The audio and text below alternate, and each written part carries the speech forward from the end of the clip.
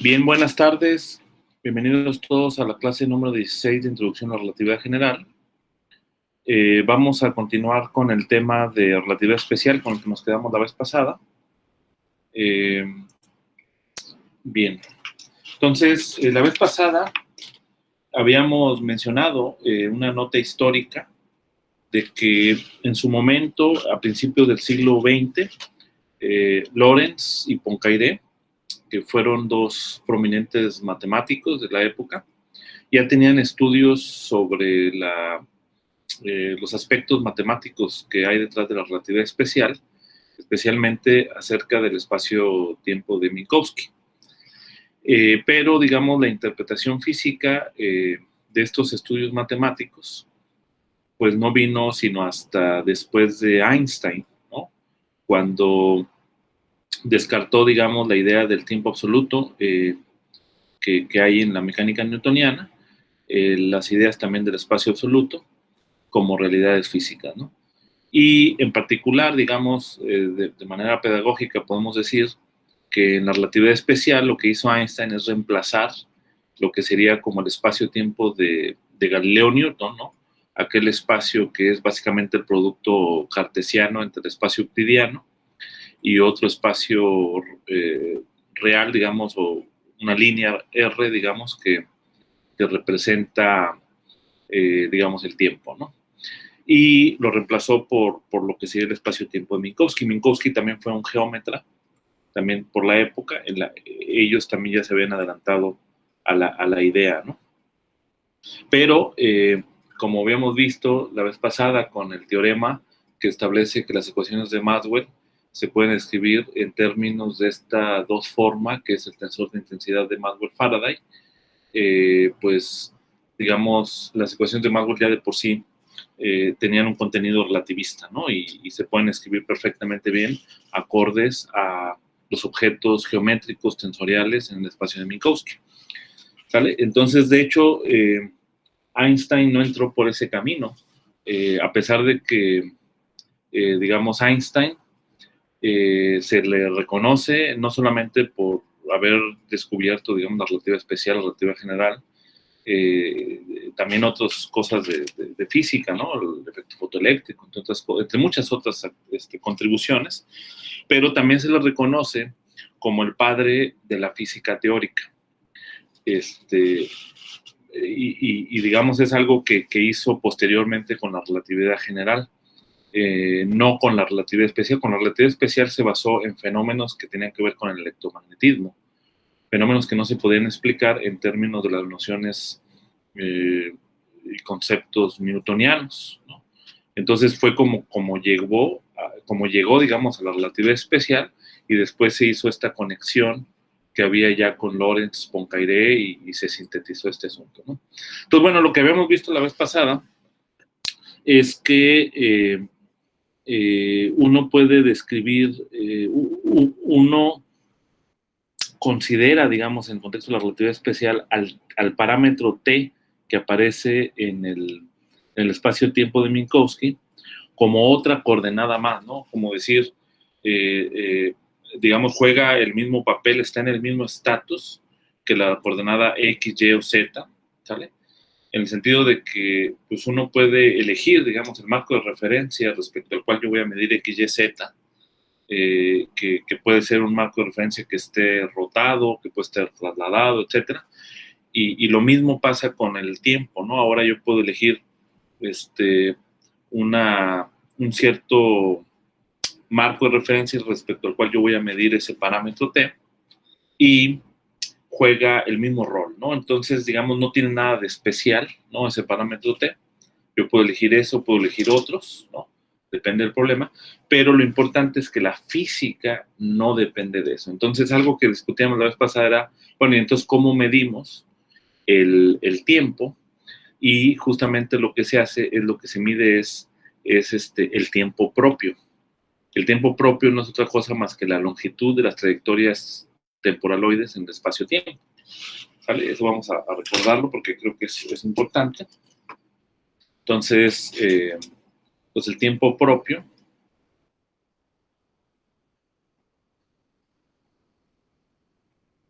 es la longitud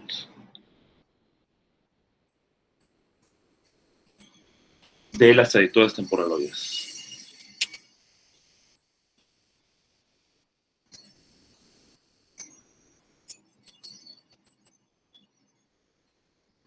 Y, digamos, uno puede pensar, imaginamos el cono, los dos conos de luz, el cono de luz y una trayectoria temporaloide, pues sería una trayectoria que está dentro de los conos, ¿no? Y que va de pasado a futuro, ¿no? Entonces sería una trayectoria temporaloide, entonces yo tengo un punto aquí y otro punto, entonces puedo calcular, digamos, la trayectoria, digamos, eh, la longitud que tiene esa trayectoria, y ese va a ser el tiempo propio. Ese tiempo propio es con el que es algo físico, digamos, eh, que no depende del marco de referencia que tú utilices para medirlo, ¿no? Entonces, en ese sentido, tiene las características de una cantidad física, ¿no? O sea, es decir, pues no importa si yo elijo el origen en tal lugar o en otro lugar o lo traslado, etcétera, el tiempo propio es independiente de eso. Y bueno, lo definimos básicamente la vez pasada como la integral, o sea, la longitud, ¿no? Desde el parámetro T1 hasta el T2, ¿no? De menos eta, y aquí esta de acá sería la curva a la menos un medio, digo aquí a la un medio, de t, ¿no? Entonces esta de acá sería C, la curva que describe esta trayectoria, y este de acá sería el tiempo propio, ¿no? Bien, entonces, en ese sentido, digamos, en la relatividad especial se postula la existencia de relojes universales que son definidos para cada fenómeno físico específico, y esos relojes universales lo que miden son el tiempo propio, ¿ok? Entonces lo que siempre vamos a medir es el tiempo propio. Ahora, pues, digamos, uno puede utilizar esta idea para definir el tiempo, digamos, medir, por ejemplo, la frecuencia de radiación emitida en transiciones que puede haber en ciertos materiales, ¿no? En ciertos átomos, por ejemplo, y con eso dar un valor, digamos, universal de lo que sería, por ejemplo, el segundo, ¿no? Y cosas así, ¿no? Bien, ahora me quiero referir a uno de los fenómenos más interesantes, uno de los fenómenos interesantes que hay de las predicciones de la relatividad que ha causado, de la relatividad especial, que ha causado, pues, confusión, ¿no? Y que, digamos, se ha interpretado, se ha tratado de entender, ¿no?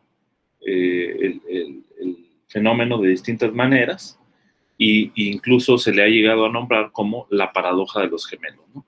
Entonces, normalmente, pues, si tú escuchas el nombre de paradoja de los fenómenos, paradoja, digamos, vamos a ponerle aquí sí, paradoja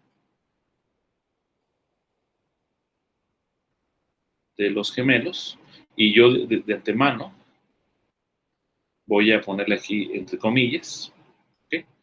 Porque justamente, pues, si uno escucha paradoja es porque, pues, hay algo que es contradictorio entre sí, ¿no? Como si la relatividad especial predijera algo que es incorrecto. Y el punto fundamental aquí es que no hay ninguna paradoja detrás. De hecho, el fenómeno detrás de la paradoja de los gemelos está bien, bien estudiado, incluso probado experimentalmente, especialmente en aceleradores de partículas, ¿no? Experimentalmente. Entonces, básicamente la idea es que imaginemos que hay dos gemelos, uno queda en tierra, vamos a decir, aquí en tierra, ¿sale?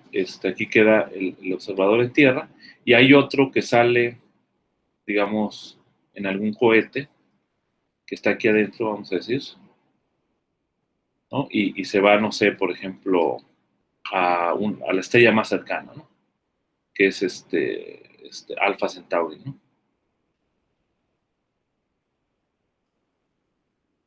Alpha Centauri.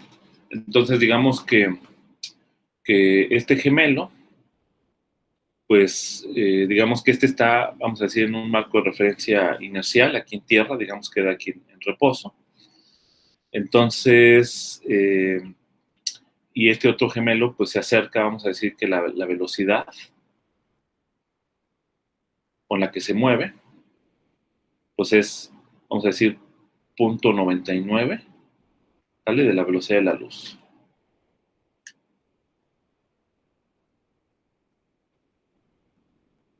¿Vale? Entonces va, regresa y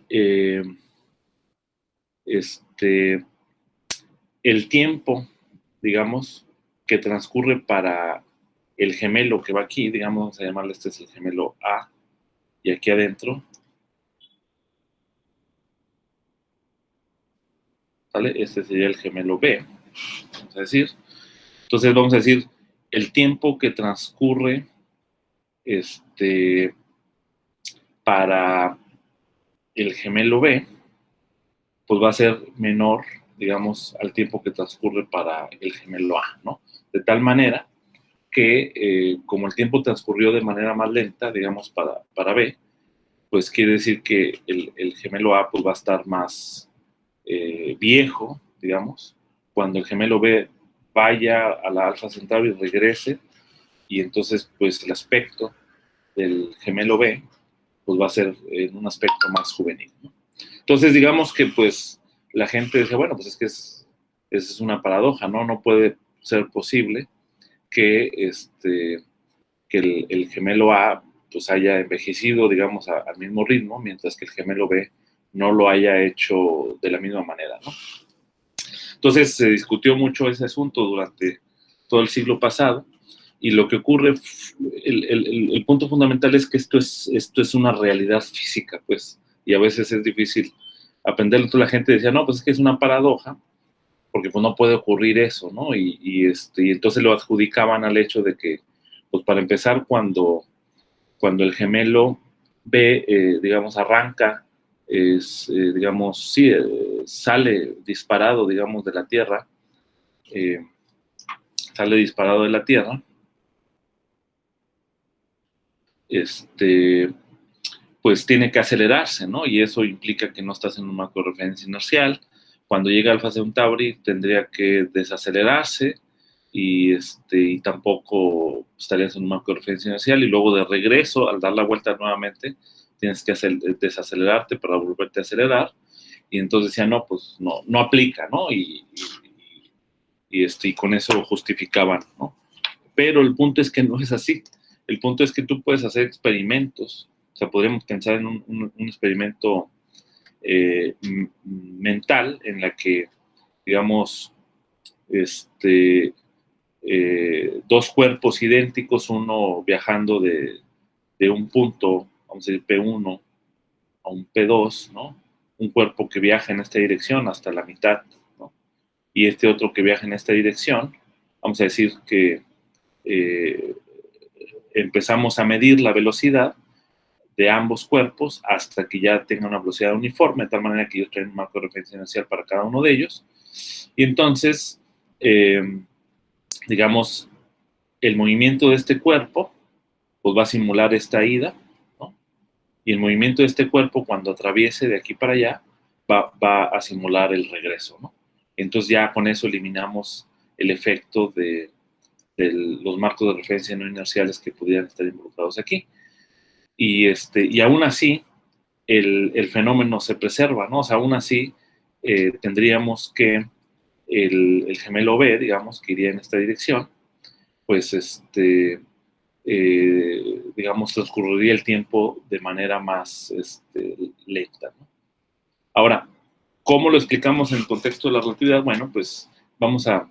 pues, el punto fundamental aquí es que los eventos físicos que ocurren en el espacio-tiempo de Minkowski, ¿no? O sea, ese es el punto, que el espacio-tiempo de Minkowski es una realidad física que se tiene que reconocer, eh, por lo menos en esos regímenes, ¿no?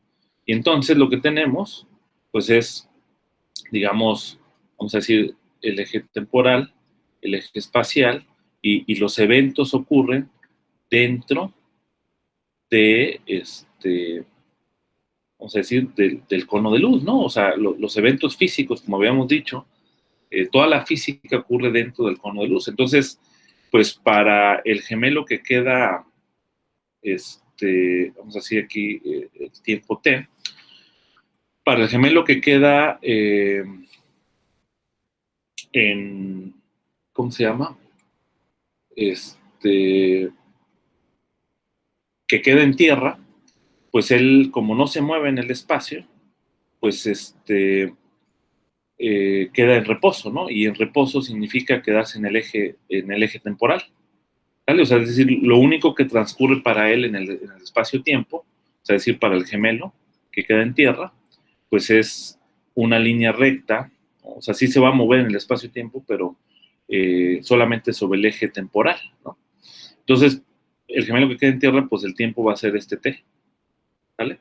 Mientras que para el gemelo que sale de tierra, pues se tiene que mover una distancia, ¿sale? Hasta, vamos a decir, el tiempo t sobre 2 aquí, y luego, déjame borrar esta parte, o sea, se sale una cierta distancia x, ¿vale?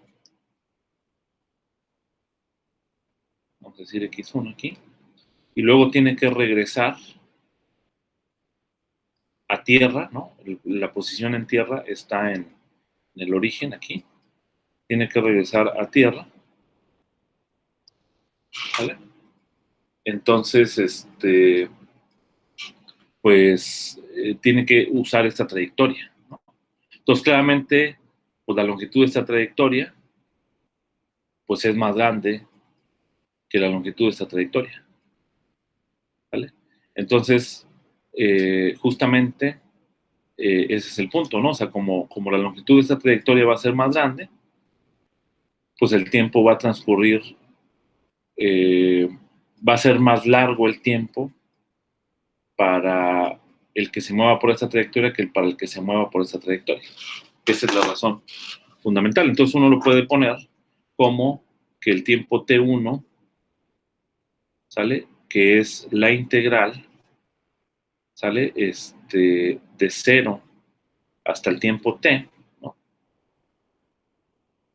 De la integral de 1 menos b cuadrado, ¿sale? Que es el factor de Lorentz que se requiere de esta cosa, ¿no? Pero como este factor siempre es menor que 1, pues esto de acá va a ser menor que el tiempo.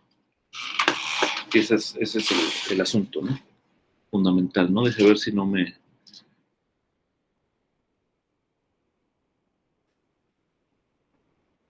Ok. No sé si hay alguna pregunta ahí al respecto. Perfecto. Entonces es una cuestión... Ajá. ¿Abraham? T1 es el tiempo de que está en el cohete, ¿no? Sí. T1 sería el tiempo, ajá, de ser, perdón, a ver otra vez, Jesús, que no te escuché. Ah, que T1 es el tiempo del hermano que está en el cohete, ¿no? Sí, exactamente. Sí, sí, exactamente. Ese sería el tiempo que, del hermano que está en el cohete, entonces, pues transcurre más lentamente, ¿no? El tiempo que el otro, ¿no? Sí queda claro, ¿no?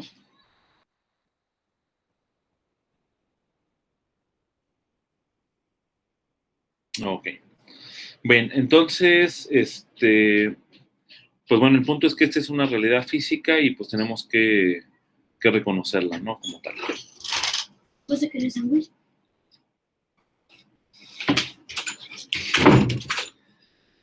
Bien, entonces déjenme pasar al siguiente punto, que es lo que es el llamado marco propio.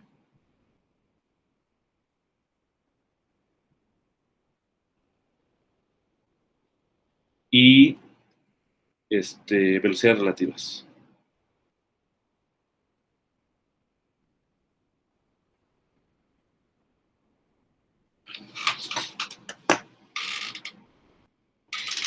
Ok. Bien, entonces,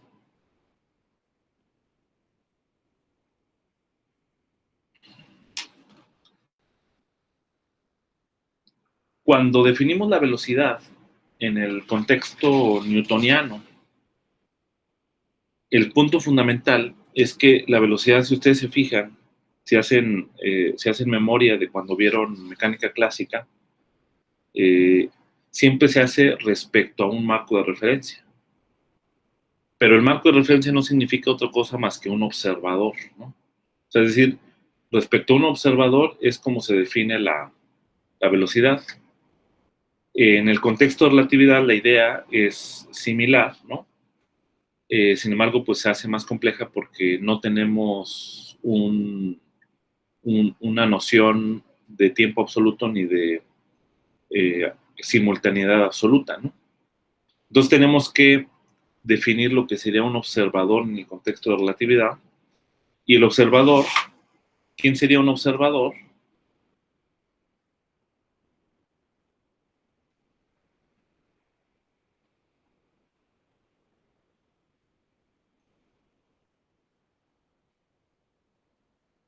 Un observador sería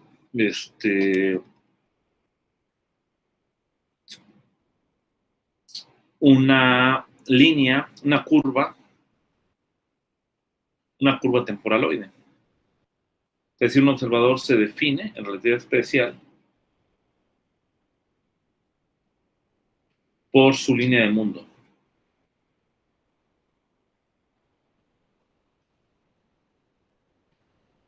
¿Ok? Se define por su línea del mundo y sería una curva temporaloide.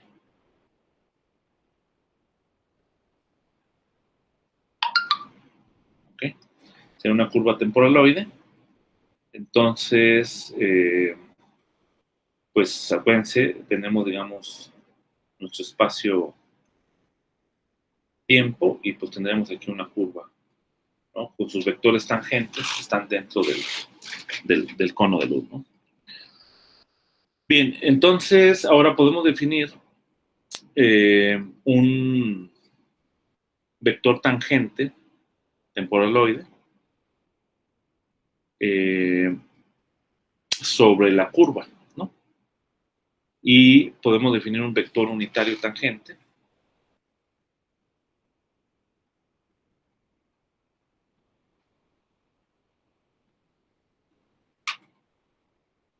U. Como es un vector unitario, pues significa, lo que significa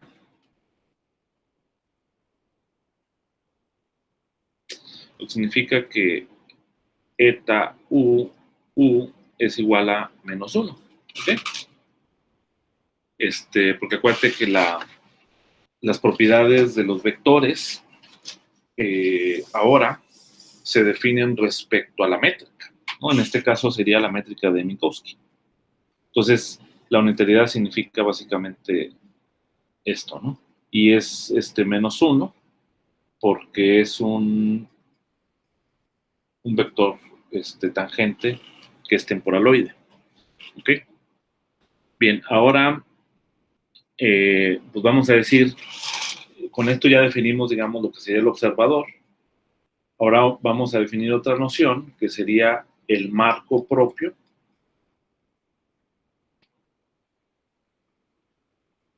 del observador. Y sería simplemente un marco ortonormal lorentziano. ¿Sale? O sea, de acá sería un marco ortonormal lorentziano, pero con la condición con U, ¿sale? O sea, el vector U que define al observador, ¿no? O sea, acuérdense que U es el vector tangente de la curva temporaloide, ¿sale? Entonces, con U tal que coincida con el eje temporal.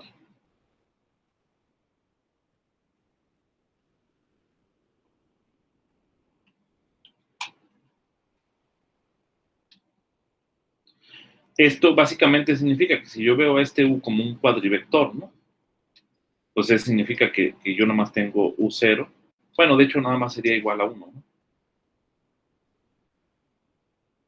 Sería así, 1, 0, básicamente. O sea, aquí 0 vector, ¿no? De las tres coordenadas. Esencialmente, ¿no? Entonces, ahora, en el marco propio, pues, ¿qué significa? Que yo ya en ese marco así local del espacio-tiempo de Minkowski, en un punto dado, obviamente esto es en un cierto punto dado, ¿no? En un cierto punto dado, yo puedo definir algún otro vector, ¿no? Entonces, que puede representar el movimiento de algún otro cuerpo y ese cuerpo, más bien la velocidad de ese cuerpo lo puede ver este observador. ¿Okay? Entonces, en el marco propio,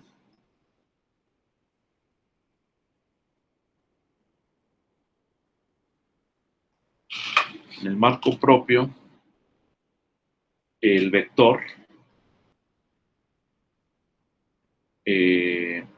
perdón, en el marco propio puede haber un vector, ¿no?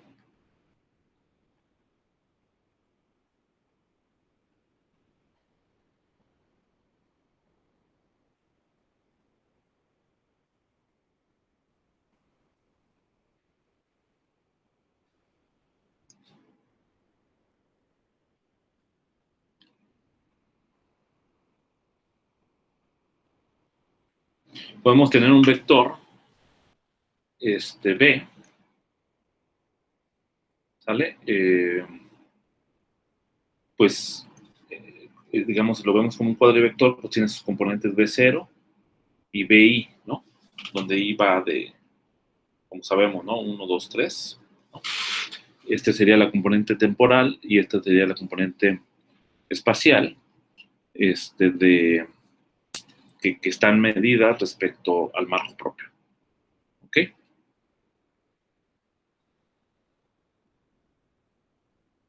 Entonces, este es el vector, ¿no? Así como, digamos, si lo quieres ver matemáticamente, es un vector tangente en un punto P, en donde está definido el marco propio del espacio-tiempo de Minkowski. Sí. Pero, como tal, este vector no es la velocidad, ¿no? O sea, la velocidad entonces la vamos a definir, entonces así, ahora sí, la velocidad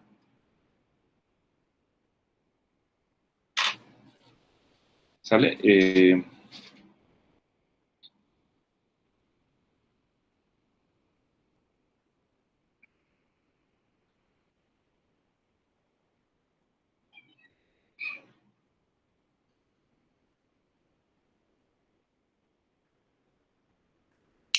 La velocidad del objeto, pues la vamos a definir por B mayúscula, B vector, ¿sale? Bueno, de hecho, también lo podemos definir como un vector en el espacio de tiempo, en el espacio tangente, ¿sale? Que esté dado por 0 y unas componentes iésimas, ¿no? ¿Sale? Que es una velocidad que es tangente, que es perpendicular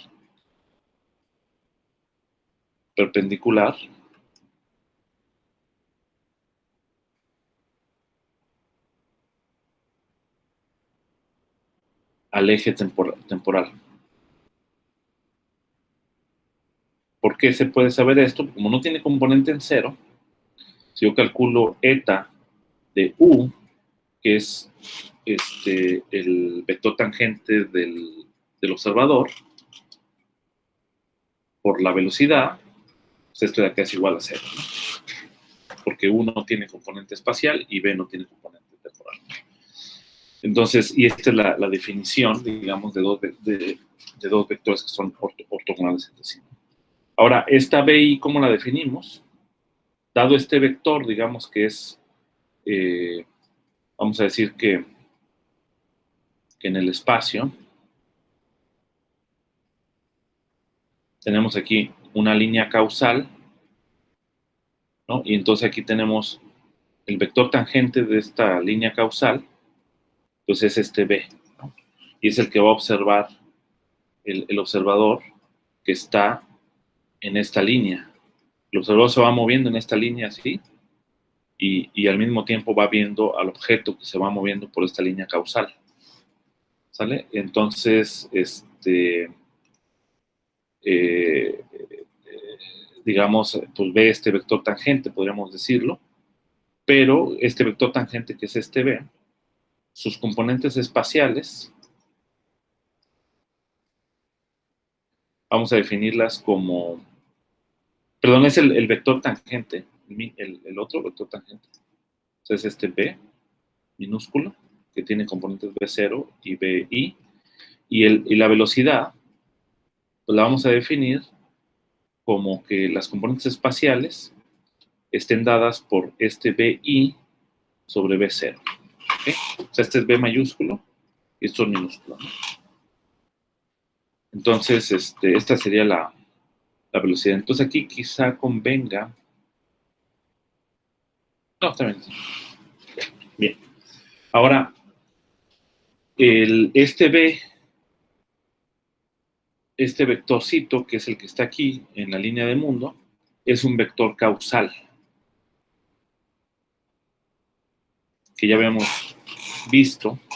Y esto qué significa que eta BB, ¿no? De este minúsculo, es menor o igual que 0. Eso es lo que significa vector causal. ¿Sale? Y entonces, en particular, pues si le metemos aquí la métrica de Minkowski, lo que significa es que B0 al cuadrado más BI al cuadrado, aquí voy a omitir la suma sobre los I, pues es menor o igual que 0, por lo tanto, BI sobre B0 al cuadrado es menor o igual que 1, ¿no? Si yo paso esto para acá, paso dividiendo, y este de acá es justamente la definición de las componentes de la velocidad, que es como se define la velocidad en el contexto relativista. ¿Okay? Entonces voy a tener que B, la norma, de hecho ya como una norma euclidiana, al cuadrado es menor o igual que 1. ¿Okay? Y la velocidad va a ser igual a 1 cuando estés justamente sobre la superficie del cono, ¿sale? Que es justamente cuando esto se da, cuando en esta ecuación se da la igualdad, ¿no? O también en esta, ¿no? Entonces, B, la norma de B igual a 1, es cuando es la velocidad de la luz.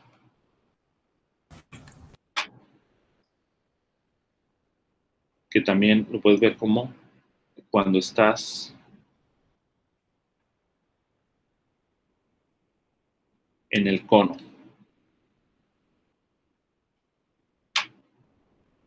Ajá, ¿alguien quiere hacer una pregunta?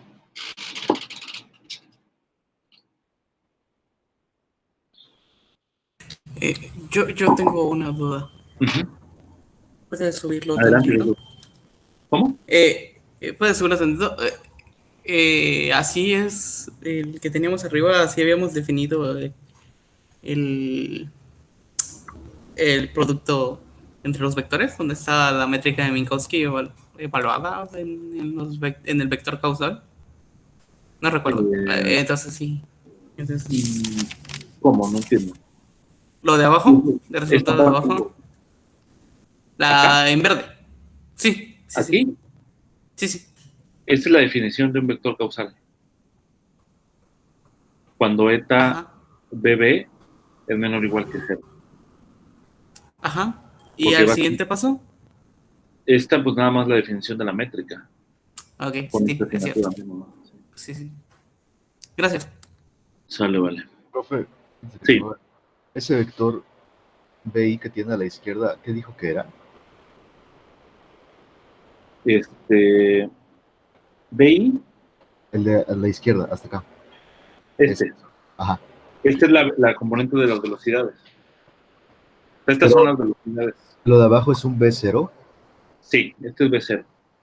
Es que las velocidades se definen en función al vector tangente, que es un vector causal, vector tangente a la línea causal azul que está aquí. ¿Vale? O sea, esta de acá es una línea causal. Línea causal. Que es la línea de mundo, básicamente, que tiene el objeto que está observando el observador aquí en la línea verde, ¿no? Ya, es que me estaba confundiendo, bueno, me estoy confundiendo porque había entendido que la velocidad la definíamos como que su primera entrada, la B0, era 0. No, pero esa es Ah, no, sí. Sí, es que esta es la parte espacial. Ah, ok. Sí. Esta es la parte espacial, pero esta parte espacial se define respecto al vector tangente de la línea causal, ¿no? Sí, pero eso sigue siendo válido, ¿eh? Acá está, mira. Nada más que aquí estas son justamente mayúsculas. Ok. Estos son los vectores mayúsculas. ¿Ok? Va. Sí. Bien, entonces, pues esa ya es la definición de la velocidad. Ahora, tú puedes hacer, por ejemplo, un cambio de una transformación de coordenadas usando las transformaciones de Lorentz y ver cómo transforma este objeto, ¿no? Y vas a encontrar que se sigue preservando, ¿no? La estructura. Bien, ahora uno puede, aquí viene uno de las cosas más importantes, digamos, de la relatividad, que es la adición de velocidades, o la ley de adición de velocidades.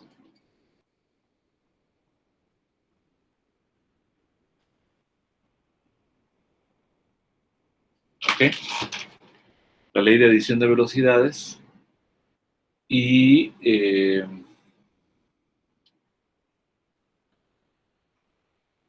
o sea, es decir, vamos a considerar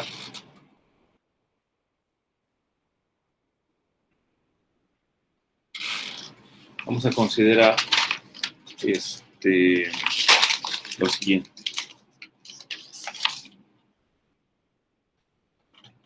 Dos sistemas inerciales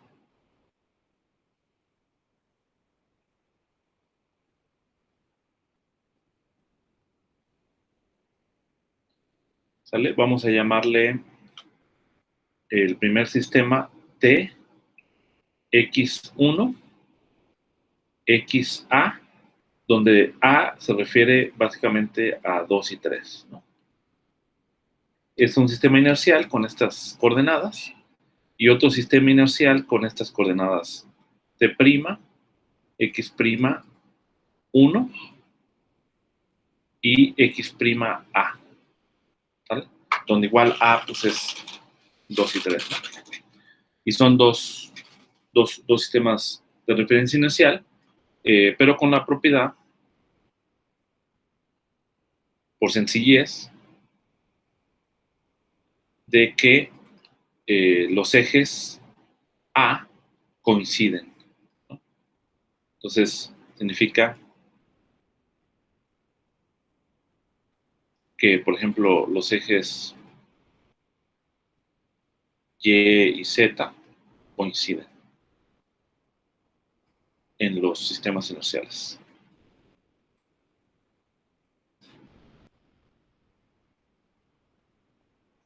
¿Ok?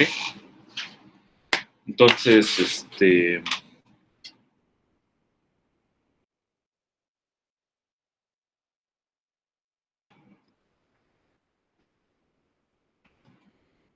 quisiéramos saber cómo, ¿cómo se llama? ¿Cómo es la relación, digamos, que hay de las velocidades? ¿Sale? O sea, digamos, la velocidad, cómo se ve en un marco de referencia, ¿vale? y luego cómo se ve en el otro marco de referencia, ¿no? Entonces, obviamente, como son sistemas inerciales, los dos marcos de referencia están conectados a través de una transformación de Lorentz, ¿no? Entonces, dado que, digamos, dado un marco propio, vamos a decir, pues yo ahí defino mi velocidad y luego, respecto al otro marco de referencia inercial, pues ahí yo también, digamos, puedo definir mi velocidad, pero estos dos marcos de referencia inercial están conectados por una transformación de Lorentz, entonces debe haber una relación entre ellos. ¿Okay? Vamos a suponer que los marcos de referencia están en un movimiento relativo entre ellos con una cierta velocidad. Entonces uno puede pensar que uno de los marcos de referencia es como uno de los objetos, ¿sale? Que mide el observador que está en otro marco de referencia, pero con la condición de que esa velocidad sea constante, ¿no? Entonces, para que realmente siga siendo un marco de referencia inicial. Entonces, ¿qué es lo que vamos a tener? Pues básicamente usamos las transformaciones de Lorentz, ¿sale?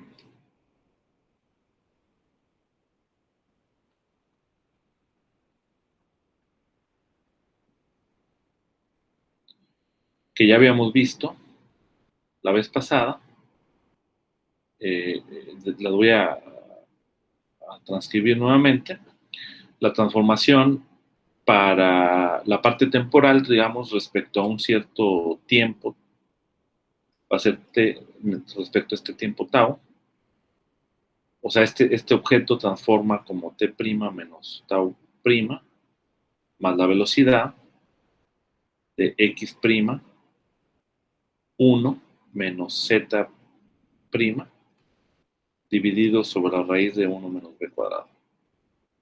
¿Vale? Donde b justamente es la velocidad relativa entre los dos marcos inerciales, ¿no? X' menos z, no, x1, perdón, menos z, pues va a ser x' 1 menos z más z', más la velocidad t' menos tau' dividido sobre la raíz de 1 menos b cuadrado. 15 horas. ¿Ok? Esas serían básicamente las transformaciones de Lorentz.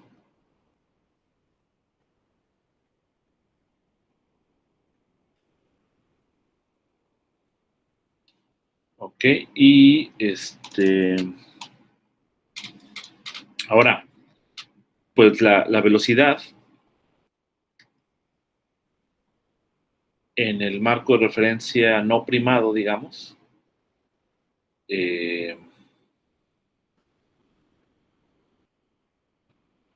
el marco de referencia no primado, ¿sí? De hecho, sería equivalente a la velocidad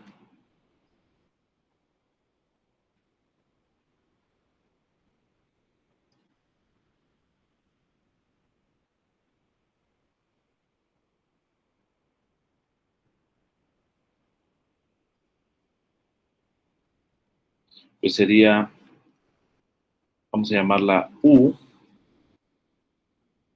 de X1 en DT. Esa sería la velocidad en el marco no primado. Y uno puede verificar, ahorita más adelante lo vamos a hacer, pero puedes verificar que esto está en completa concordancia o en acuerdo con la noción de velocidad que vimos para el observador hace un momento, ¿no?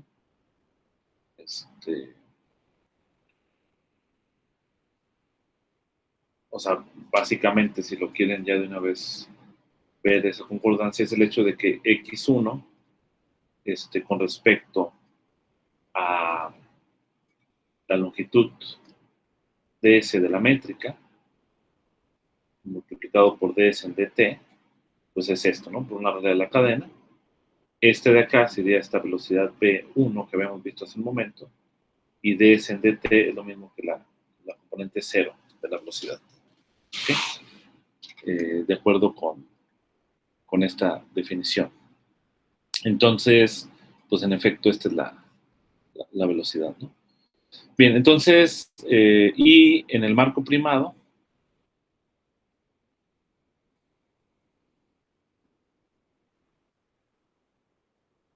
pues sería U' igual a dx1' en dt'.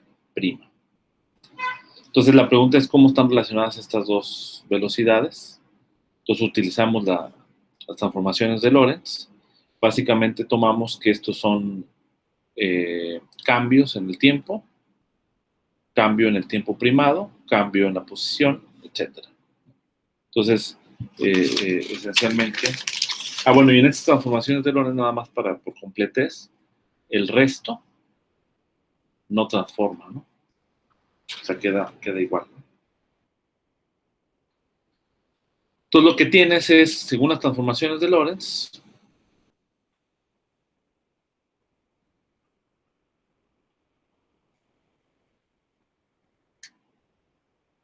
lo que vas a tener es que delta t es igual a delta t' más b delta x' dividido sobre raíz de 1 menos b cuadrado.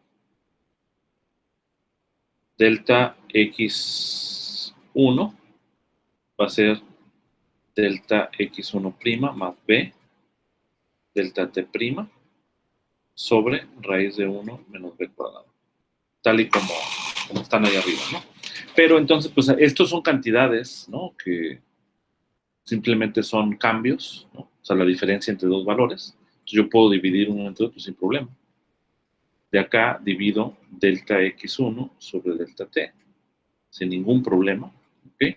Y al dividir, pues para empezar, cancela este factor. Y bueno, lo que voy a tener aquí va a ser delta x'1 más b delta t' dividido sobre delta t' más b delta x'. ¿Ok? Y de aquí lo que puedo hacer es factorizar delta t' de ambos lados. Y luego después tomo el proceso al límite, ¿no? Y utilizo justamente la definición de lo que es la derivada. Entonces, pues esto de acá es lo mismo que delta x'1 entre delta t' más b dividido sobre 1 más b delta x'1 sobre delta t'. Entonces, tomando el límite, cuando delta t va a 0, y de este lado es equivalente a tomar el límite cuando delta t' va a 0,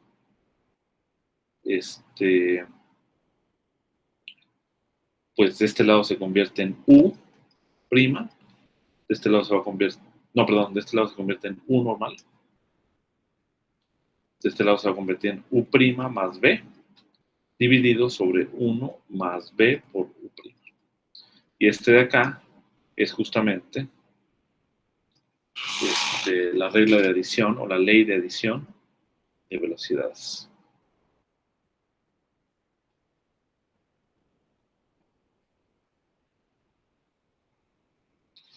¿Ok?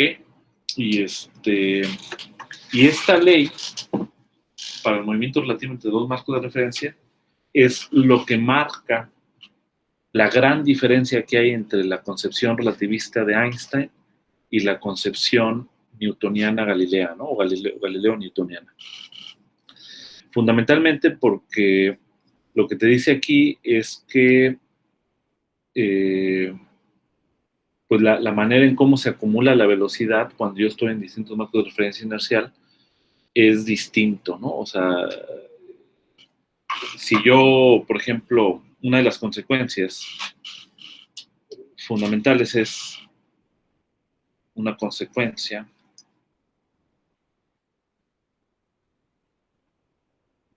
es que si U' es igual a 1, que significa que el marco de referencia primado va a la velocidad de la luz, ¿ok? Entonces voy a tener U igual a 1 más B sobre 1 más B. Y esto de acá es igual a 1. Y viceversa, tú puedes despejar U' de aquí y suponer que que U es igual a 1, ¿sale? Y viceversa. Si U es igual a 1, entonces yo tengo U' más B, 1 más B por U' igual a 1. Y de aquí puedes pasar dividiendo, multiplicar, ¿no? Hacer el álgebra, U' más B igual a 1 más B U', y esto implica básicamente pasar este para acá, B menos 1 igual a U' por B menos 1, ¿no? Y aquí este divide, obviamente este B no es igual a 1, y eso implica que el U' es igual a 1. ¿Vale? Entonces, en cualquiera de las dos situaciones, pues lo que tienes es que la velocidad de la luz, digamos, se mantiene constante, ¿no? Entonces, lo que estamos diciendo es que cuando tú defines el concepto de velocidad en el contexto de la relatividad o del Minkowski, la velocidad de la luz es independiente de la velocidad relativa B de los distintos observadores.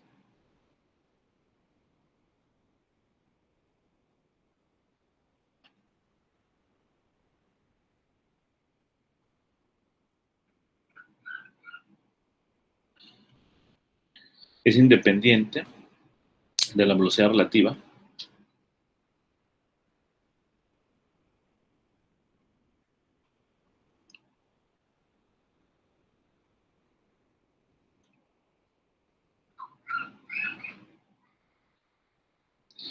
a lo mejor alguno de ustedes dice, bueno, aquí se supuso que B es diferente de 1, ¿no? Pero si B fuera igual a 1, de antemano U sería exactamente 1, ¿no?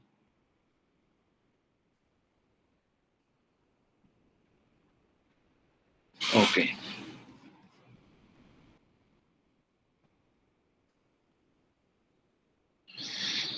Bien, entonces, este hecho, de hecho, que tiene que ver con la teoría electromagnética, ¿no? Porque la luz es una manifestación del campo electromagnético.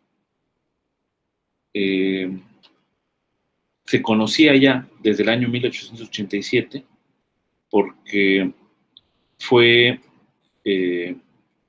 descubierto en el experimento de Michelson and Morley, que se realizó en el año 1837, cuando también se estaba investigando sobre la posibilidad de la existencia de un medio desconocido llamado éter, con el cual tú necesitabas explicar la propagación de las ondas electromagnéticas, ¿no? Entonces, justamente el experimento era para demostrar si existía o no, o sea, es decir, si iba a haber un movimiento relativo entre sí las ondas electromagnéticas, ¿no? Y en sí, pues el experimento de Michelson y Morley, pues representa una de las primeras pruebas de las pruebas de la relatividad especial. ¿Okay? Y bueno, justamente Einstein, como les comento, se basó en observaciones relativas o sea, es decir, en experimentos relativos a la teoría electromagnética para llegar a sus conclusiones, ¿no? Y después se adaptó a la matemática. Ok. Entonces, pues ahí está el asunto. Vamos a ver cómo andamos de tiempo. Todavía hay tiempo, un poquito. Déjenme avanzar un poquito en la dinámica de masas puntuales. No sé si hasta aquí hay alguna pregunta antes de pasar a este otro tema.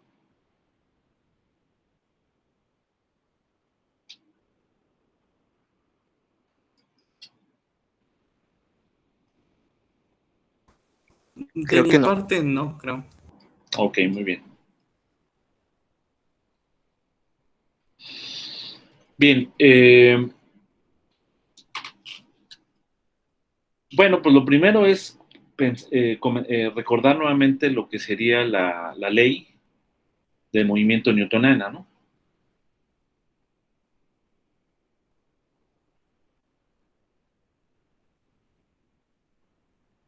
La ley newtoniana Pues esta simplemente, cuando yo tengo un cuerpo de masa m,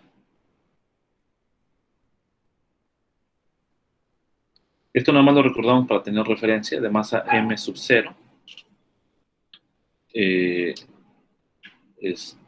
sujeto a fuerzas F, fuerza resultante F. Entonces la ley de movimiento, la segunda ley,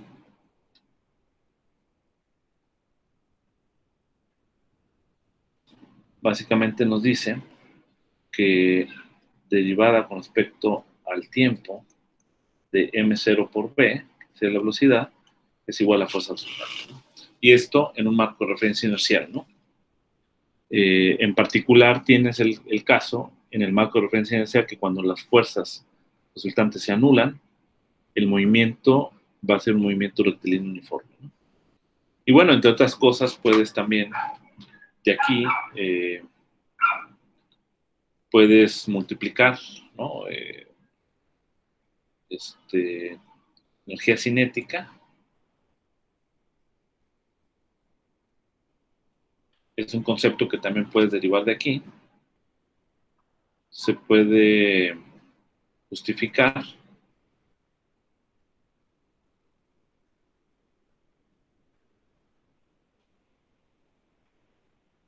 multiplicamos por B, ¿no? Ambos lados, que sería realmente un producto punto, ¿no?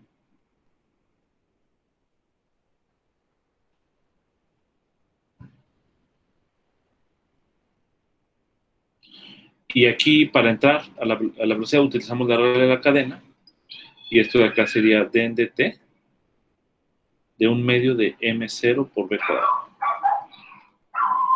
Entonces, lo que está aquí adentro es justamente lo que se entiende por energía cinética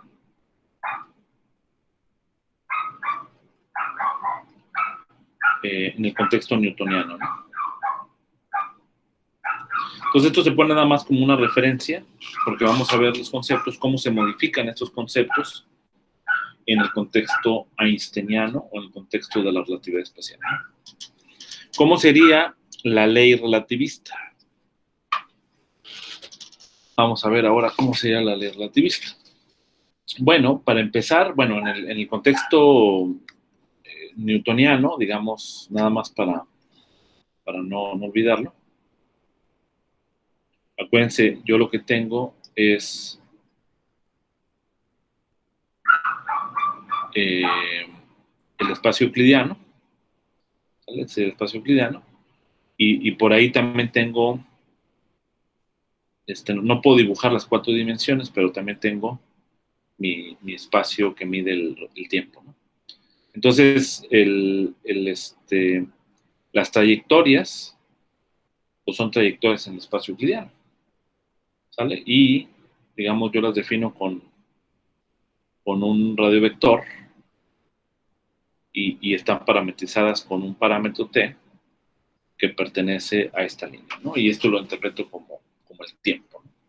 Entonces es una trayectoria, una curva suave en el espacio euclidiano, ¿no? Encajada en el espacio euclidiano. Eso sería en el contexto newtoniano. Ahora vamos a ver cómo sería en el contexto relativista, ¿no? Entonces necesitamos, ¿cuál sería la ley relativista? Lo que necesitamos saber, ¿no?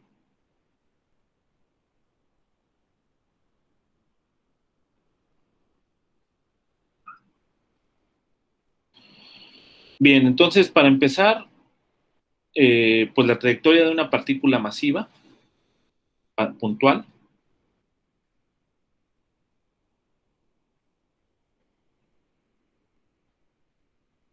de una partícula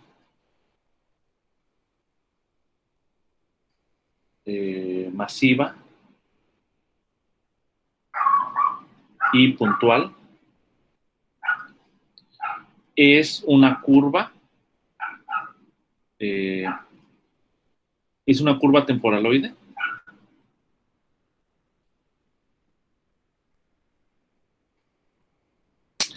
en el espacio de Minkowski, ¿no?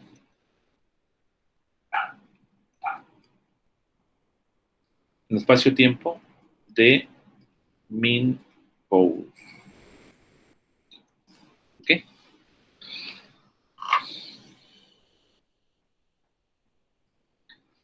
Ahora, no hay un tiempo absoluto, ¿no? En el contexto relativista, necesitamos definir una velocidad unitaria, ¿sale?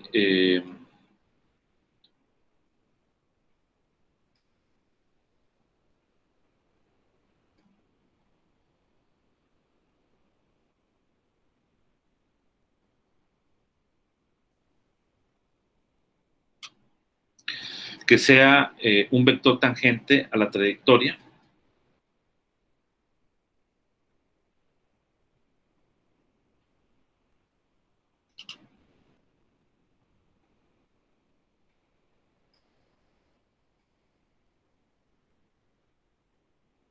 Un vector tangente a la trayectoria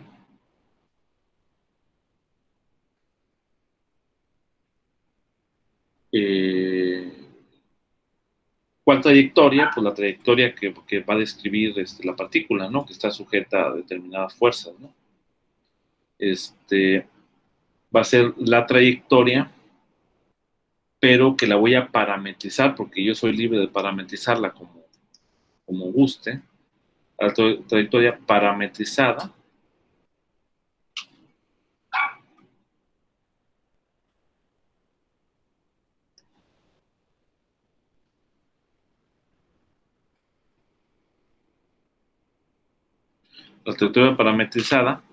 con el tiempo propio.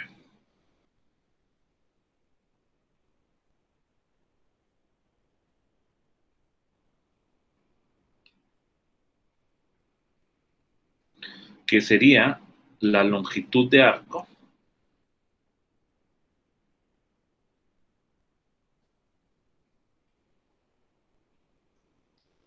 minkowskiana, ¿no? O sea, es decir, la longitud de arco en el espacio-tiempo de Minkowski. Entonces, ¿cómo sería este vector? Pues yo tengo, el vector sería simplemente dx alfa en ds, ¿no? ¿Por qué así? Porque yo estoy, o sea, estas x alfa son las coordenadas locales del espacio-tiempo de Minkowski y esta s es la longitud de arco.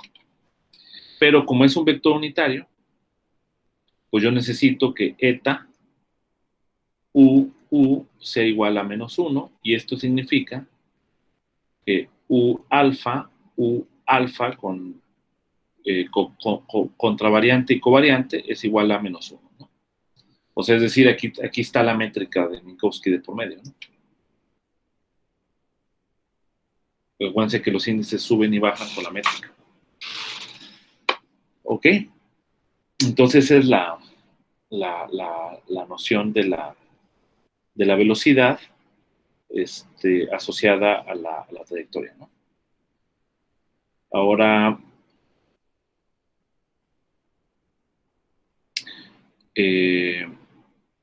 ¿cuál sería la aceleración? ¿No? Necesitamos introducir el concepto de aceleración para poder introducir la ecuación de movimiento. Entonces, aceleración. Entonces, la aceleración, pues es en cierto modo, bueno, no es en cierto modo, sino es justamente la manera en cómo cambia la velocidad, ¿no? O sea, ¿cuál es la derivada de u? Es la derivada direccional. Entonces, digamos, la aceleración es la derivada de u. Y ahorita vamos a ponerle una noción todavía más interesante.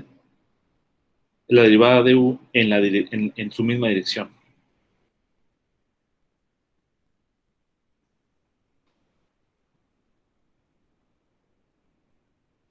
¿Ok? En su misma dirección. Y esto, pues, básicamente tiene que ver con esta cantidad. Alfa, derivada alfa, Ya voy a utilizar este gradiente en vez de usar nada más la derivada parcial, porque aún en un sistema de referencia, un marco de referencia que no sea el marco natural, pues sí pueden haber coeficientes de Christoffel, ¿no? Símbolos de Christoffel, ¿no? Entonces es mejor utilizar este símbolo, ¿no? Como la derivada covariante. Lo que no significa que tengas curvatura, ¿no? Aún así la curvatura puede ser cero. Entonces, fíjate, esta de acá es la derivada a lo largo de U.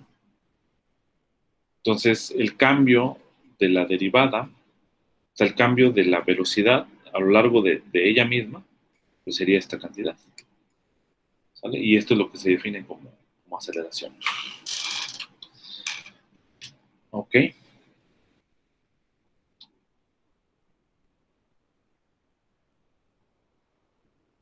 Ahora, pues ya que tienes esta noción, la voy a justificar de otra forma y plantear la ecuación relativista. O sea, es decir, ¿cuál es la ecuación que reemplaza la segunda ley de Newton? ¿No? Eso es lo que tenemos que decir.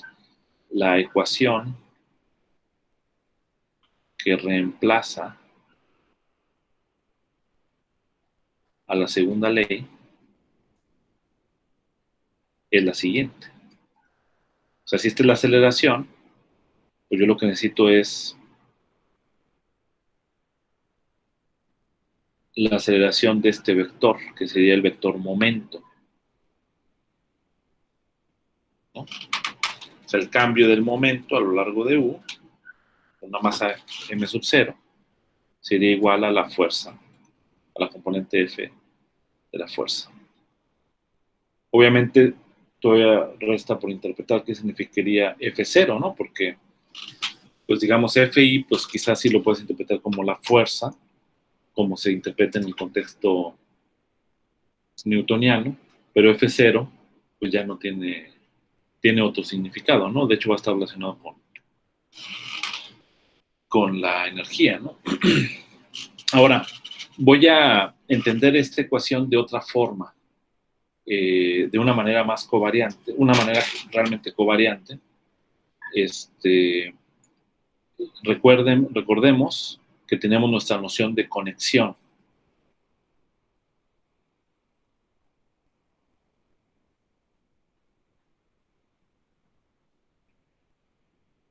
Entonces, esto te va a dar idea de cómo definir la segunda ley de Newton, no solamente en el espacio de Minkowski, sino en cualquier otro espacio, ¿sale? Mientras tú tengas una conexión, ¿no? Acuérdate que la conexión es el mapeo que va entre el producto cartesiano de dos espacios, de dos conjuntos de espacios de campos vectoriales a un campo vectorial, o sea, es la conexión a lo largo de X, del campo vectorial X sobre el campo vectorial Y, pues este de acá es otro campo vectorial, ¿no? Pues vamos a utilizar esta noción para definir la segunda ley de la manera más covariante, que sería, o sea, libre de la carta de coordenadas, sería esta derivada, ¿no? O sea, sería la conexión a lo largo de U, de M0U, igual a F. Esa sería la segunda ley. Donde U es un campo vectorial y F es otro campo vectorial. ¿Vale? Son dos campos vectoriales. U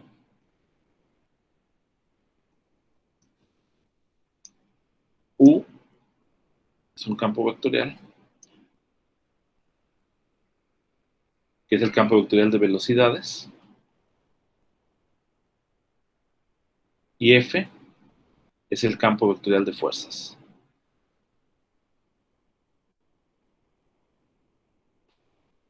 Así entre comillas, ¿no? Fuerzas. ¿Vale?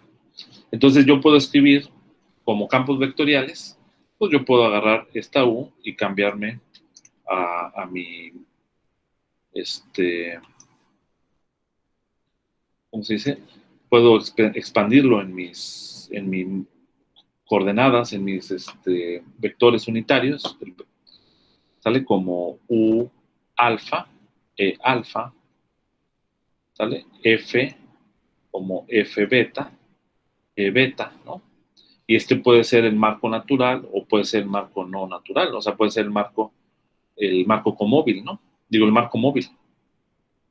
Y entonces, si ustedes introducen y usan lo que se aprendió en el capítulo anterior, voy a tener aquí U alfa, E alfa, M0, aquí por ejemplo, para poner otros índices, U beta, E beta, y pueden utilizar, aquí vamos a usar otros índices, gamma, E gamma, pueden utilizar sus definiciones de la conexión. Estos son coeficientes, salen. Entonces voy a tener U alfa, la conexión a lo largo de las componentes E alfa de M0, U beta, E beta, F gamma, E gamma. ¿No? Y de hecho, todo esto que estoy haciendo aquí es válido también incluso en el contexto curvado, porque no depende de la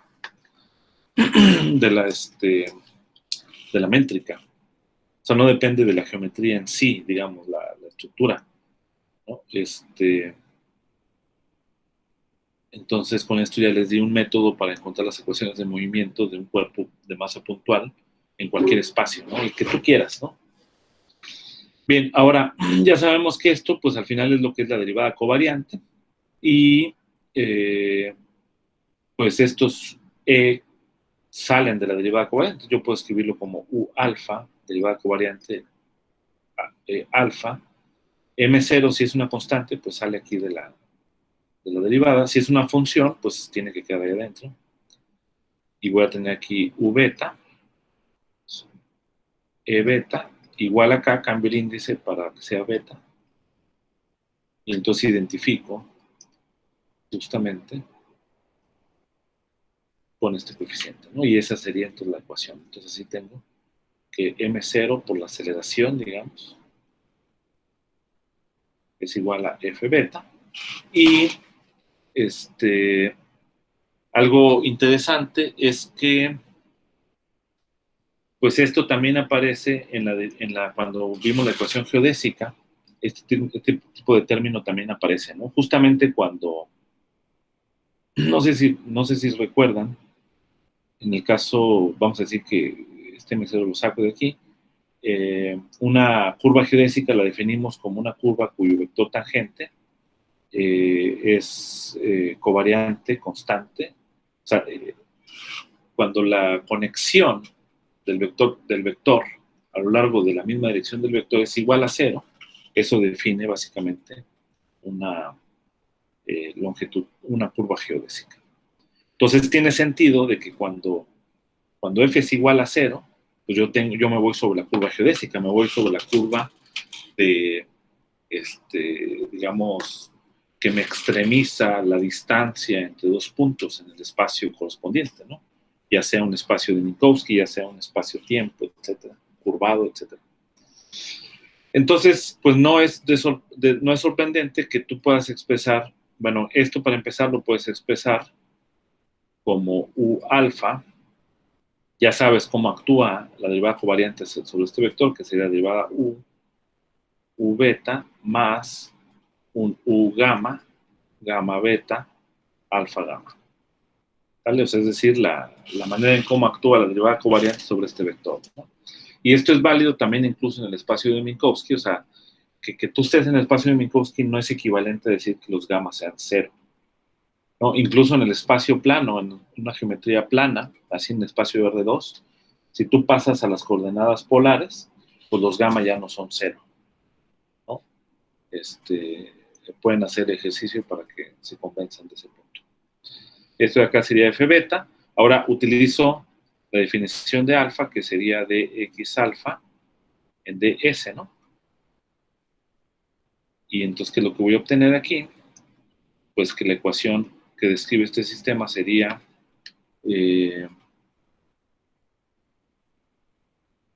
bueno, aquí puedo utilizar la segunda derivada, ¿sale? O sea, porque voy a tener U alfa de alfa y eso sería básicamente tener, o sea, este factor, al final de cuentas, es equivalente a la segunda derivada de x alfa con respecto a s cuadrado. Y estos términos, utilizo esta definición, ese cálculo ya lo habíamos hecho antes. Voy a tener de x alfa de x gamma respecto a S de F beta, de los símbolos de Christoffel, gamma, beta, alfa gamma, igual a F beta. Y esta es la ecuación del movimiento relativista en un marco en un marco arbitrario, digamos.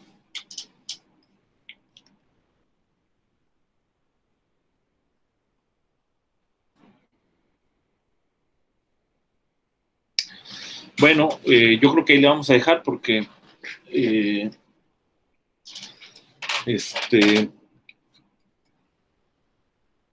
sí, ahí le vamos a dejar porque ya son las 3:30 y aquí acaba el tema, ¿no? De hecho, ahorita comenzaré yo con un tema que no es muy distinto, sino es ver básicamente las ecuaciones desde el punto de vista newtoniano, es decir, escribiendo las ecuaciones de movimiento en términos del vector velocidad que observaría un observador, ¿no? O sea, como desde la perspectiva newtoniana, ¿no? Y eso lo vamos a hacer en la siguiente clase. Que lo que estaba viendo es de que como es a las 2 de la tarde, no 1:30, ¿no? La siguiente clase, entonces yo creo que sí nos podríamos reunir. La clase que sí no vamos a tener el viernes va a ser la del electro. Pero bueno, ahí yo les avisaría, ¿no? Si en dado caso hubiera un cambio. Y ya, entonces en la siguiente clase vamos a ver una cosa que se llama la aproximación newtoniana, ¿no? Es decir, vamos a ver las ecuaciones, cómo se modifican respecto a la perspectiva newtoniana de manera más clara, porque aquí, digamos, sí tiene sentido, digamos, cuando las fuerzas o cuando estas cantidades F son son iguales a 0, pues es la longitud geodésica, tiene cierto sentido, pero no se ve con claridad, ¿no? Viendo esta ecuación nada más, no se ve con claridad por qué esto representa una generalización de lo que sería la segunda ley de Newton, ¿no? O sea, por qué esta ecuación, que está encerrada aquí en verde, representa algo más general que lo que establece Newton, ¿no? O porque pareciera como que fuera algo distinto, simplemente, ¿no? Pero no, en efecto, esta ecuación, que la vamos a ver de otra manera en la siguiente clase, se va a ver con claridad porque es una generalización de la segunda ley de Newton. Eso es lo que veríamos en la clase. Y también hay un concepto más que es la equivalencia que hay entre la masa y la energía, también lo vamos a ver, y también ahí se ve cómo la noción de energías cinéticas se generaliza en este contexto, ¿no? Y ya nada más nos faltaría lo que es la última sección de este capítulo, que es lo de materia continua. Yo espero que lo de materia continua es un poco más conceptual, presentar las ecuaciones, etcétera. Entonces yo espero que no nos demore mucho tiempo tampoco esa parte, y quizá ya en la siguiente o en la que sigue, en 2 clases más, ya tenemos lo que sería relatividad especial, ¿no? Ya tendríamos lo que sería relatividad especial y ya les voy a encargar problemas, ¿no? Porque de ahí ya lo que sigue es justamente relatividad general. ¿Alguien tenía alguna pregunta? De que si vamos a recuperar las ecuaciones de Newton con esta ecuación. Sí, ¿Sí? definitivamente. Sí, ese es Genial. el punto. Ese es el punto fundamental, ¿no? Que en el límite de bajas velocidades, límite Ajá. cuando la velocidad de los cuerpos son velocidades que son mucho más pequeñas que la velocidad de la luz, entonces estas ecuaciones que estamos viendo aquí se reducen básicamente a las ecuaciones de Newton. Oh, perfecto. Sí, muy bien. No sé si alguien más tenga alguna pregunta. No, creo que no. Perfecto. Bien, entonces pues yo creo que aquí dejamos y nos vemos en la siguiente.